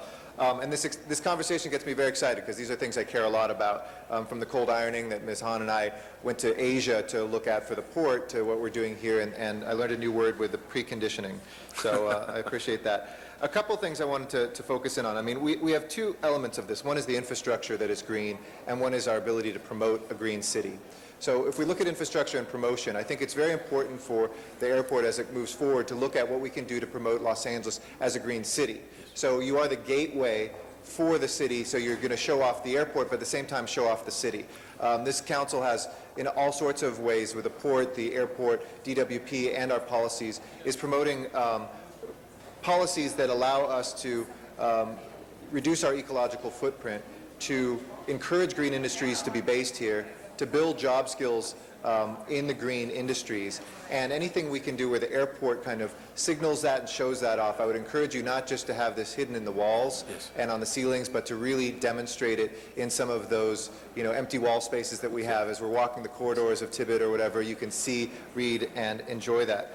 The EV rentals, which Terry O'Day, a friend of mine, founded, that I think Mr. Rosendahl knows as well. Terry O'Day was back when I drove an EV1, and now I really do appreciate that we still give priority parking to electric cars because it shows that continuing commitment. And as the technology changes from those chargers to other new chargers, hang on and hang in there, because already GM has showed us new models of electric cars that are going to be coming out. They're coming back to that plug-in hybrids. And I think Ms. Hahn's idea about incentivizing that with our car rentals is also important. Another thing to put on your radar screen is those shared cars, like the name's escaping me right now, but they're these rental companies essentially that are shared cars. We're looking in parts of Hollywood at priority parking for those sorts of cars where people don't have to own a car, but they essentially have membership in a shared car company, and they can pick a car up, take it to the airport, somebody can pick it up from the airport, take it home. It's a way of being able to make sure that you reserve ahead of time, but you don't have to have one car per person in Los Angeles, and we'd be happy to work with you on that, but that might be another thing to consider as you look at this. Also, newspaper recycling, which I know you've now implemented in most of the terminals, if not all of them. Is that right? Yes, we're working on it, yeah. That is a huge thing. Just the amount of magazines and newspapers that people bring in and off of planes, that sort of recycling can make a real impact. And as Mr. Reyes has shown the way on plastic bags, same thing there. If we can do anything with recycling of plastic bags or moving away from plastic bags altogether. And I'll close with this because I know I'm over already. I just flew back from Singapore, which I know is a tough standard to match. Singapore airport is probably the best in the world. But what they have done there in showcasing a green airport, they also have the sort of, unlike our spaces, which for the most part are outdoor landscape spaces, they have them indoors. So they actually bring the greening into the terminal in a way that makes you, when you step off a plane, feel healthy, be able to kind of walk in nature without leaving the terminal. And they also, have done a lot of stuff in terms of environmental, solar power and other things like that. We just celebrated yesterday the largest gift ever in corporate history to an arts institution here in Los Angeles, with $25 million from BP to do a portal to the Los Angeles County Museum of Art. And I think there are corporate sponsorships out there, too, that we should explore, BP or whoever, that would be able to give us the solar panel for Tibbet and other new terminals in exchange for obviously being able to sort of brand it. I think those sorts of opportunities, we have to do it in the right way, are out there. It would show what sort of city we are, it would do a good thing for the terminal, and it would make, as Bill Rosendahl said, LAX the greenest airport in the world. So, thanks. I would like to note that with BP, we did team with them in constructing a hydrogen fuel station on the west side of the airport, and that partnership is working very well. So, Thank you. Thank you. Mr. Labange. Thank you very much, Ms. Gruhl. Mr. Rosendahl, thank you for your work on this issue here. I know when I was on the MTA board, I pushed for the Green Line to have some connection there. You're taking it even further, which is so important. I think green buildings are very important, but I think the most thing that traveling public care about is safety and convenience. How convenient is this going to be for the traveling public? Hold my time, please. how convenient is? I'm sorry, sir. You're making a building green, okay, Yes. that's, you go down to Hollywood Boulevard, ask people what, you're making a building green, they'll say, well, is the Incredible Hulk coming? They don't understand what you're trying to do. Yes. How convenient is it going to be for the traveling public for safety and for the exercise of going through an airport to be able to get there? As in our report to the council on how we will implement this motion, what I've indicated is that what we are doing is we're developing something utilizing the concept of sustainability, and we're using what's known throughout industry as the triple bottom line metric for sustainability, which includes not only environmental being green, but it also includes social and financial balance of all three of those. So as we move forward, we're looking at not only having the greenest airport, we're defining the greenest airport as being that airport which balances environmental considerations as well as social considerations, which in our definition includes the customer experience, the traveling public's experience, as well as the neighborhood and the communities around the airport, as well as the financial viability of the airport. So we will not sacrifice convenience to the traveler. In fact, I believe through sustainability that it will be a better experience for the traveler than a worse, because again, as we've indicated, things like daylighting, as Councilman Garcetti said, going through Singapore, that's one of the greenest airports in the world, and it's one of the friendliest to fly into because it's green. So we believe it will be safer and actually more enjoyable. Have you been to M5 in London, Heathrow? I have flown through Heathrow, yes, sir. I have not been to the new terminal. No. Okay, has anyone from LAX have been through there? I believe they have, sir. Yes. So I hope they see that. I think that even that's open now, what it's going to be. I wanted to ask, our airport is the third largest in the United States, fifth in the world? Yes, sir, I believe based on passenger volume. And the passenger volume is what? It's you know what, I'm going to say so it's getting up there close to where it was pre-9/11, but it's still down. But how many years ago, how many people fly to LAX and don't cross Sepulveda? They just go to LAX, they fly in here from Salt Lake City, and then get on a plane to go to Hawaii or something. What's that percentage? Approximately 30% of our passenger volume right now is what we would call transient, which not origin and destination. So and that makes us the number one in an airport like that? Is that we are the number one origin and destination airport. And yes, that's what I just said, those who fly from Salt Lake and come in here, or those who fly from Tokyo and then fly to Phoenix or whatever the case may be? That's correct, sir. Yes, okay. Just to let you know, the three things that made this city are the water that came here that provided the soil to bring the green, the fruit, the vegetables, which is in part of our city seal. And also the Port of Los Angeles is very important. And what the port has done and how it connects to the country, and also the airport. And I appreciate the Green Line, I appreciate green buildings, but also we have a loss in tourism. And that means that people aren't coming here because it's tougher. And I do support, Mr. Rosendahl, the efforts of Ms. Hahn that is coming to committee to expedite the modernization of the gates. And I hope someday that we get more gates there. Because when I came back through Heathrow this last year, I was an hour and a half sitting on the tarmac because there was no gates to get to at Tom Bradley. And backdooring Tom Bradley should something we should look at in the future so it could be done for the convenience of people, and that we don't lose that opportunity for people to come to Los Angeles. When you talk about green, yes, it's green for a building, but also the green dollars, as Michael Collins references that from our Los Angeles Inc. Visitors and Bureau, those who come to experience Los Angeles. With new aircraft, they will choose other places. They will go to Phoenix. They will go to Las Vegas. They will go to San Francisco. And for those who work here in our restaurants, in our tourism destinations, make sure that we have an open gateway to the world, to Los Angeles World Airport's LAX. So thank you for making it green. Get the green line in there and do a good job as you will, and I thank you for your comments. Thank you, sir. Thank you, Madam President. Thank you, Mr. Labange. Mr. Rosendahl. Just in my wrap-up, I'd just like to say a couple of things here. Can we get a report, a status report on your progress again in 90 days? Yes, sir. Thank you for that. And I would like to address how you're going to address the changing the leases have with the tenants so that all LAX can be going green. As I mentioned, as part of our program, we've put together or putting together a task force to evaluate every one of our leases, to look at the provisions in the lease and to incorporate new language into our new leases moving forward so that the concepts of this motion are included. Excellent. And on the 19th of this month, colleagues, the mayor and Janice Hahn and I and others will be there at 9 o'clock when the Airbus comes in. Qantas, a great airline that is moving forward with the Airbus. We have the gate ready, and we're looking forward to that inaugural flight. The Airbus is great because, A, besides 550 passengers, it's quieter. So my residents will like it, and it's more efficient on fuel, and so we're looking forward to that Airbus coming. And when Ms. Hahn mentioned backsiding of the Tibbet, what that means is there's the capacity right now to put 12 more contact gates there. We didn't need to mess up everything at LAX. We can just do that and make that happen in the next period of time. And we look forward to seeing a discussion among both the Commission, LAWA, and the city here on how do we backside Tibbet and make it more friendly, as Mr. Labange said, so that we can have gates for everybody to come forward.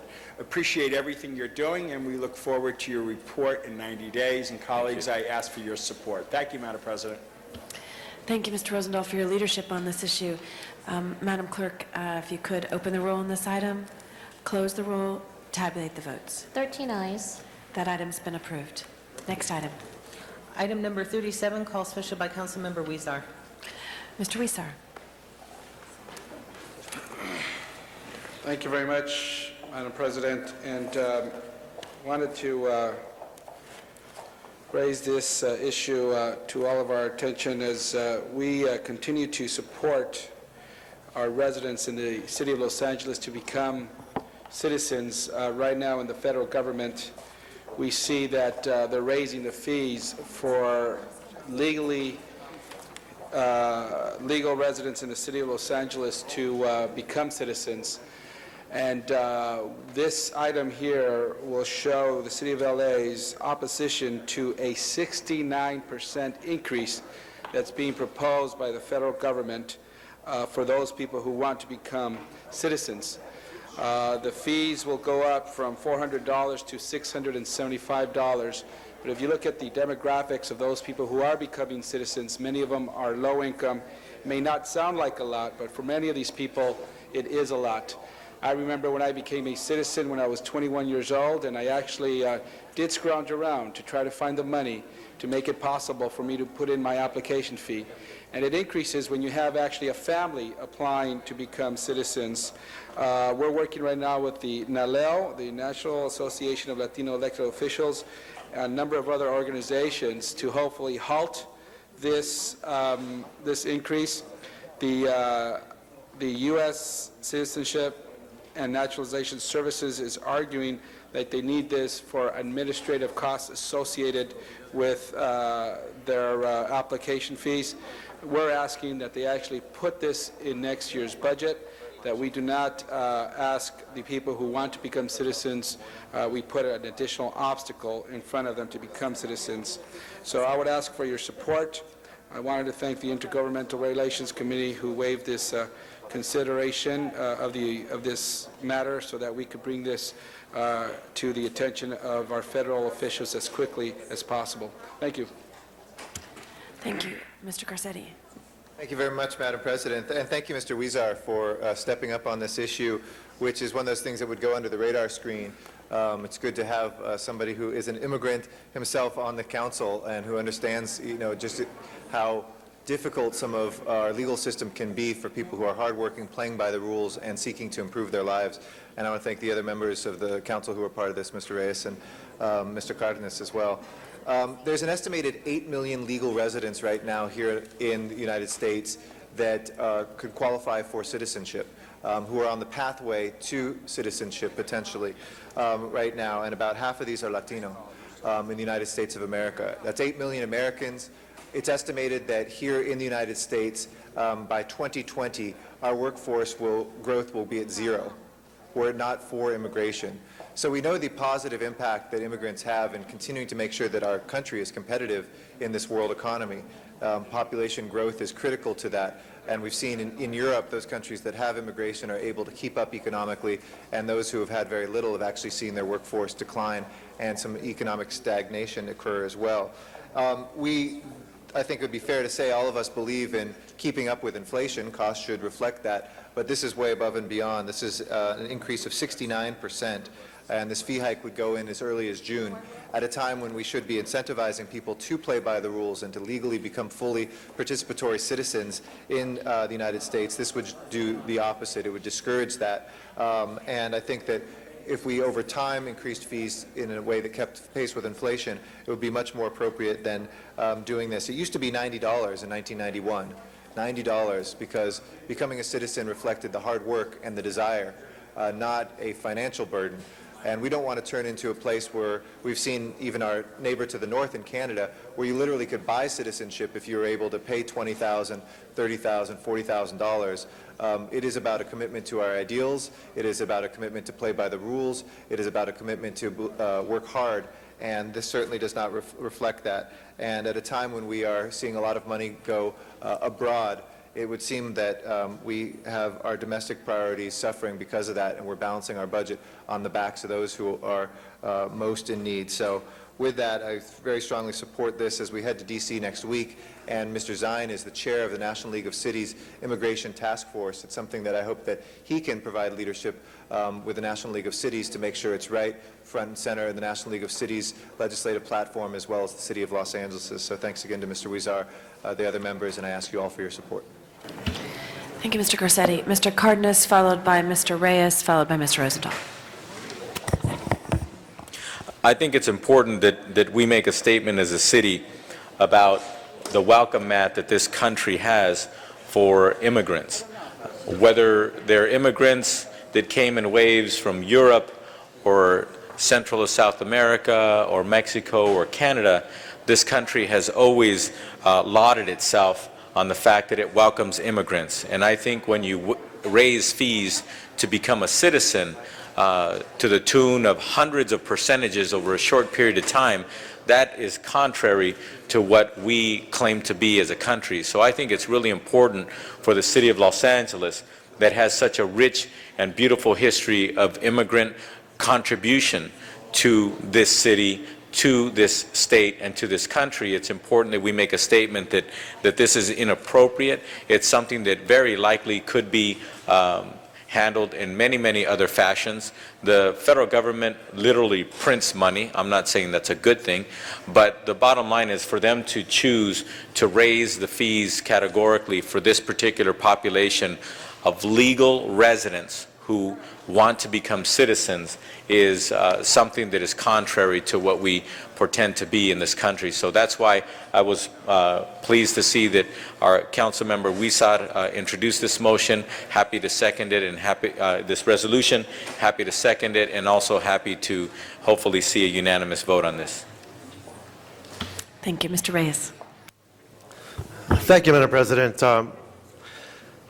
It's a little disconcerting that when this country is willing to accept the young immigrant, the legal resident, to fight a war, the first ones to die, as we learned here in the council floor, were Central American immigrants who became citizens, who became part of the service. Our willingness as an immigrant community to give and contribute to this country, we've paid the ultimate price, and every day we pay a higher price, and how we have to live through this, what some might call a witch hunt, this ugly political environment that looks to scapegoats every time this country is going through a downturn in its economy. And you could see it cyclically occur in the past 100 years.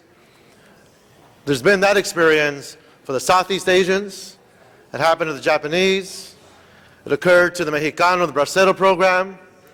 But when it's not convenient or when it's political expedient to beat up and put down those who are most vulnerable, it's okay to charge them more money because we need it.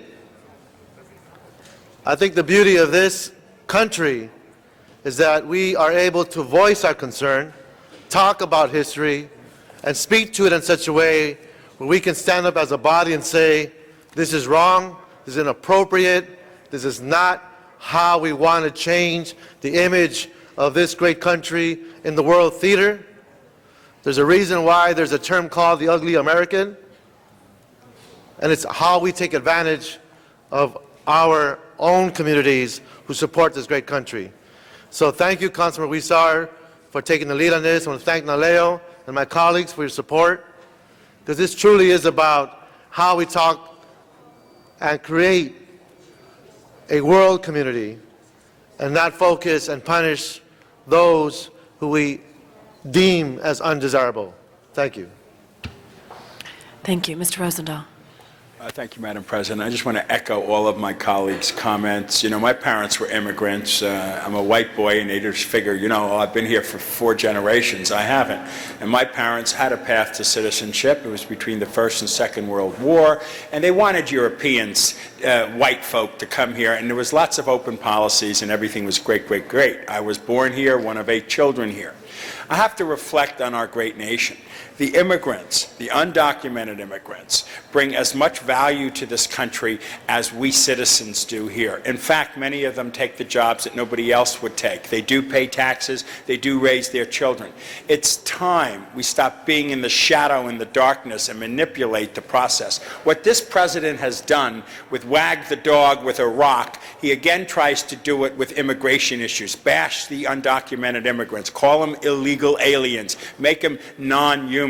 It's just too much. And I just hope there's guts in the new House and the new Senate among those Democrats that begin to stand up and say, Mr. President, we're tired of these games you're playing, beating up on people that are part of our community, that contribute to our community, and make us a better community. Leave them alone. Spend your time and energy in reinvesting in America, health care for our people, transportation infrastructure, education. All of those issues is where they should be focusing their leadership on, not another diversion, another game play. And I appreciate Mr. Huizar in his leadership on this issue, and bless you for coming to this country, running for office, and being part of our council here today. Thank you, Mr. President.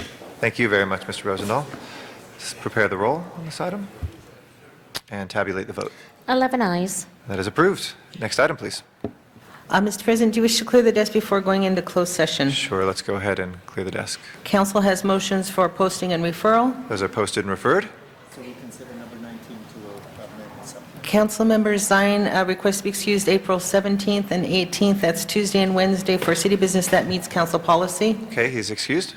Councilmember Labange requests to be excused April 10th, 11th, and 13th, city business that meets council policy. Okay, he's And excused. Councilmember Han requests to be excused Friday, June 8th, to leave at 11:30 for city business that also meets council policy. She is excused as well.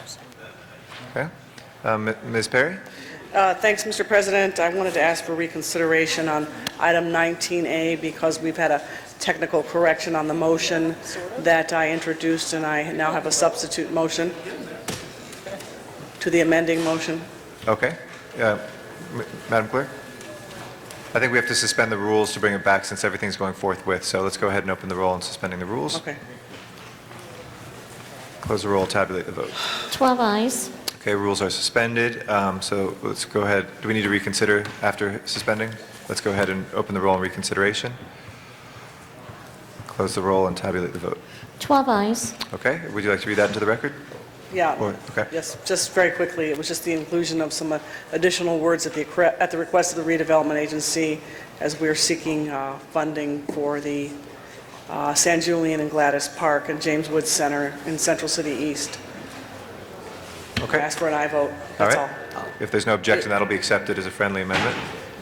I'm sorry, was that in addition to the written motion that you had? Yes, yes, it is. This is Okay. a substitute motion to the amending motion. Okay. Okay, gotcha. Let's go ahead and open the roll, Do I need to? close the roll, and tabulate the vote. 12 eyes. Okay, that is approved. All right, we'll now go into closed session in accordance with California state law to discuss legal matters before the council, and if we make any actions that require public notification, we will do that as soon as we are out. And if we could clear the room, and we'll be back shortly. Thank you.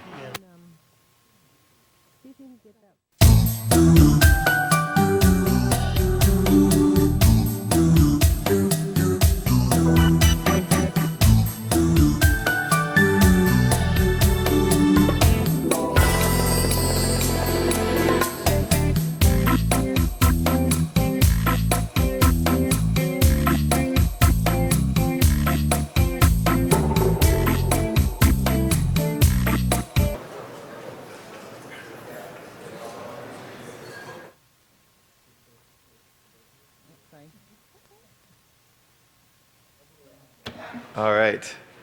Back in open session, if we can run through the settlements that we did in closed session, Madam Clerk. First item before council is item number 55, and that settlement in the workers' comp case, and the settlement amount is $129,145. Okay. Let's go ahead and open the roll, close the roll, and tabulate the vote. 12 eyes.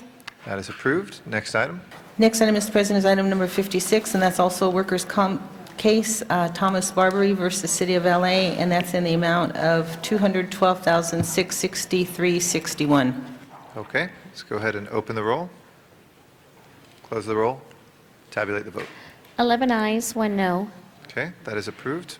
Next item. Next item is item 57, settlement in the case of Valentin Garcia Sr. versus City of LA et al., and that's in the amount of $150,000. Okay. Let's go ahead and open the roll, close the roll, and tabulate the vote. 12 eyes. All right. That is approved. Next item. Last one is item 58, and that's settlement in the case of Catalan et al. Versus City of LA et al., and that's in the amount of $320,000. Okay. Please open the roll, close the roll, and tabulate the vote. 12 eyes. And we should state for the record there is no objection to continuing item, what was the number, Madam Clerk? That was item 53. 53 has been continued for 2 weeks until the 21st of this month without objection. Okay, colleagues, any announcements? Mr. President, there is a special meeting that's scheduled for 1:45 to confirm a commissioner, and her time limit is today, so today is the last day for council to act. Correct. We are at 1:35 right now. We could, pursuant to Rule 23, I know that we have somebody who's due to go home sick, and pursuant to Rule 23, if we're going to lose quorum, we also have excuses on the desk. We could take that up early if there is no objection to that. Mr. City Attorney? Yes. Today is the last day, so there is an urgent need to act. And because council is in danger of losing a quorum, the council, there's an immediate need to act because of the, or since the posting of today's agenda, council is in danger of losing a quorum, so council can act on this item immediately.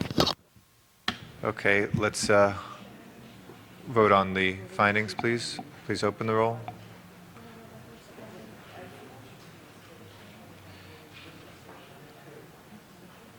This is on a confirmation of an Area Planning Commission commissioner. Last day to act is today, that the mayor has put forward. Okay, on the findings, please open the roll, close the roll, and tabulate the vote. 12 eyes. Okay. That is before us. The commissioner would like to come, or commission nominee would like to come forward. Ms. Hahn? And this is our final item. I just am standing to 100% support Camilla Townsend to be the new member of the Area Planning Commission. I've known Camilla a long time. She's has an education background. She's now the executive director of the San Pedro Chamber of Commerce. In my opinion, when we thought about area planning commissions during the Charter Reform Commission, Camilla is a perfect example of the kind of person that I think would serve us well on the Harbor Area Planning Commission. I don't think anyone knows the Harbor area or understands some of the issues any better than Camilla, so I think we ought to support her, give her an aye vote. Okay. Mr. Reyes, Chair of Plum. I want to thank Councilmember Han. I had a real pleasure in understanding the background Ms. Townsend brings to the table, her familiarity with the city and East LA and all parts of the city as an educator. This is a great, great addition to the process, and I just want to thank her for everything she's done for our city. Thank you. Ms. Gruhl? Thank you, and I won't extend this too long either, but Camilla and I have known each other since the 80s, since we started LA's Best, and you were working with Superintendent Britton at the time, correct? Was that the superintendent at the time? Britton at LAUSD? No, it was before Sid Thompson. Sid Thompson. But she's a great addition, and all of her experience on being a variety of commissions and really knowing particularly your community, Ms. Hahn, and being an active member there, I know that she is going to be a great addition to that area planning commission. So I too stand in favor. Okay. Mr. Weezer? Thank you. I just wanted to commend all the work you've done, and I know you served on the President's Joint Commission for the governance. I created that title. It's a long. The governance of the Los I'll use the Angeles governance. Unified School And District. you're Ms. Hahn's appointment. I think you'll make a fine commissioner here, so thank you so much for your service. Thank you. Anything you'd like to add? Good. Ms. Townsend, anything you'd like to say? Ms. Townsend, would you like to say Oh, anything? I'm sorry. I don't want to take your time. I know you're in a hurry, but I would like to thank you very much for another opportunity to serve our wonderful city. I've had years of experience, and I will bring a lot, and I'm honored to have been asked. Thank you so much. Thank you. That allowed us to consider this, colleagues. Since we're 3 minutes before 1:45, I'm going to ask that we not vote on this, that we move towards announcements, and at 1:45 we'll take the vote as scheduled for the special meeting. So we'll be right back on this one, Ms. Townsend, I promise. Announcements, colleagues? Do we have any announcements right now? Mr. Parks, do you have an? He has about 8 of them. Yes, let us know what's happening for the next month. Go ahead, Mr. Parks. Please don't interrupt me, thank you. First of all, the Expo Line Transit Project Phase 2 is having its fourth and last meeting to talk about the Phase 2 of the project, Thursday, March 15th, 6:30 at the Vista Del Mar Children and Family Services on Motor Avenue.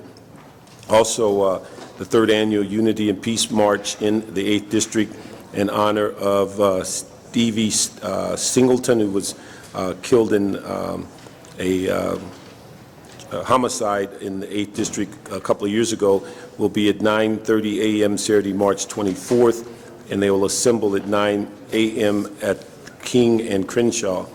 And then the final one is at in Lamert Park on March 18th at Lucy Florence Restaurant, will be a musical tribute titled Satin Dolls, in which Phyllis Battle will be the main performer. Mr. Labange. Yeah, thank you very much. As an act of Congress, they changed the daylight savings this weekend, the 11th of March. Spring forward, reminding everyone to check their smoke detectors.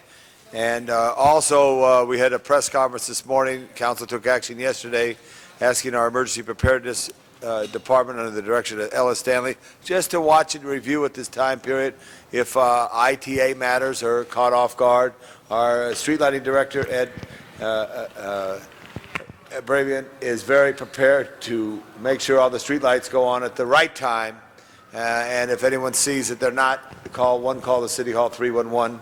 In addition, our police and fire departments are prepared for that as well. So spring forward, fall back. This will save a tremendous amount of energy, but also it will be very dark in that 6 to 7 o'clock hour that now we see dawn's early light. Thus, consequently, safety for our children who ride school buses are necessary to make sure we're aware of that. Thank you very much, Mr. Labange. And the person who helps me run the council floor, Cecilia Cabello's birthday is today, so I want to wish her a happy birthday. And as she said it, she's as old as the con plan, and we'll leave it there. You can look at your agendas to know how old she is today. With that, are there any adjourning motions, colleagues? It's a different meeting. If I can ask everybody to please rise for adjourning motions in council chambers.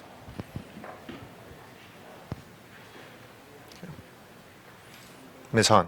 I'd like us to adjourn in the memory of Kisa Hughes, who passed away on February 27th at the age of just 33 after a 2-year battle with cancer.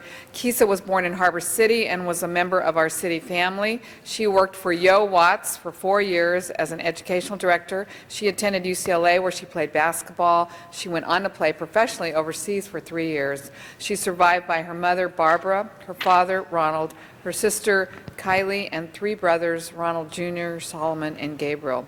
Services for Kisa are scheduled for Thursday, 11 a.m. at Shepherd of the Hills Church in Porter Ranch.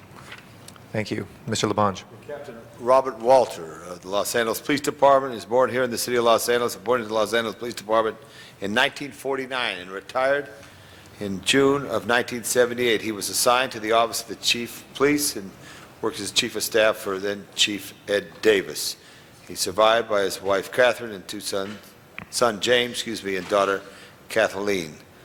Robert Walter, as we adjourn in his memory. Thank you very much. A second for Mr. Parks. Okay. Other adjourning motions? If not, Madam Clerk, please call the roll for this meeting and then call the roll for the special meeting right after. Please sit tight, everybody. We're going to take the vote on the commissioner. The regular meeting is adjourned. The special meeting is now in session. If we can take up the first item. First item, Mr. President, is item number 62, and the roll would be Cardenas, Gruel, Han, Weezer, Labange, Parks, Perry, Reyes, Rosendahl, Smith, Weiss, Wesson, Garcetti, 10 members present. Okay, if nobody wishes to be heard on this item, let's go ahead and open the roll, close the roll, and tabulate the vote. 10 ayes. That is approved, and that will be sent forthwith like all items today. And Madam Clerk, please call the roll. Gruel, Han, Weezer, Labange, Parks, Perry, Reyes, Rosendahl, Smith, Garcetti. This special meeting is adjourned. We will next be in session, colleagues, on 2 weeks' time. The first meeting will be on the 20th of March. Sorry, March 16th. My apologies, March 16th. Next week we will not be in session. Our next meeting will be March 16th here in City Council chambers at 9:30. We'll be starting a half hour early. Thank you, and we'll see you all then.